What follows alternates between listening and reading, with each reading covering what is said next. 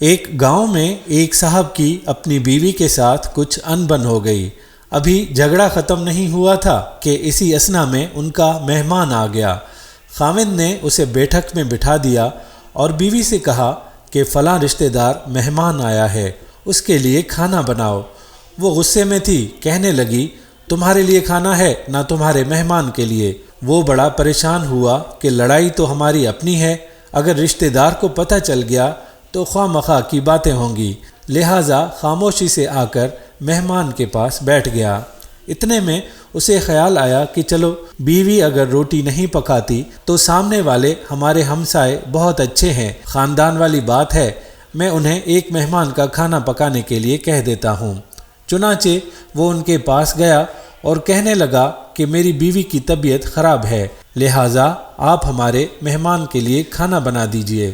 انہوں نے کہا بہت اچھا، جتنے آدمیوں کا کہیں کھانا بنا دیتے ہیں۔ وہ مطمئن ہو کر مہمان کے پاس آ کر بیٹھ گیا کہ مہمان کو کم از کم کھانا تو مل جائے گا، جس سے عزت بھی بچ جائے گی۔ تھوڑی دیر کے بعد مہمان نے کہا ذرا ٹھنڈا پانی تو لا دیجئے۔ وہ اٹھا کہ گھڑے کا ٹھنڈا پانی لاتا ہوں۔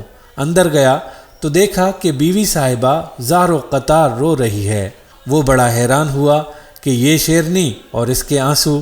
کہنے لگا کیا بات ہے؟ اس نے پہلے سے بھی زیادہ رونا شروع کر دیا۔ کہنے لگی بس مجھے معاف کر دیں۔ وہ بھی سمجھ گیا کہ کوئی وجہ ضرور بنی ہے۔ اس بیچارے نے دل میں سوچا ہوگا کہ میرے بھی بخت جاگ گئے ہیں۔ کہنے لگا کہ بتاؤ تو صحیح کیوں رو رہی ہو؟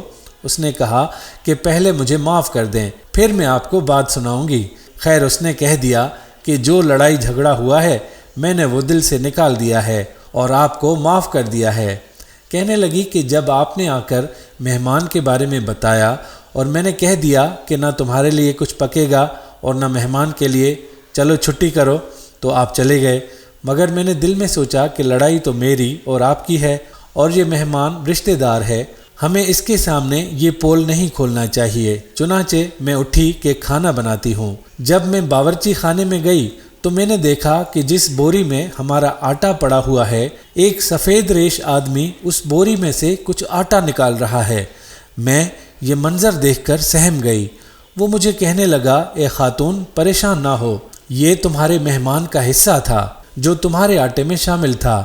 اب چونکہ یہ ہمسائے کے گھر میں پکنا ہے اس لیے وہی آٹا لینے کے لیے آیا ہوں۔ دوستو، مہمان بعد میں آتا ہے جبکہ اللہ تعالیٰ اس کا رزق پہلے ہی بھیج دیتے ہیں۔ ہم امید کرتے ہیں کہ ہماری آج کی ویڈیو آپ کو پسند ضرور آئی ہوگی۔ اگر ویڈیو پسند آئی ہو تو اپنے دوستوں کے ساتھ ضرور شیئر کریں۔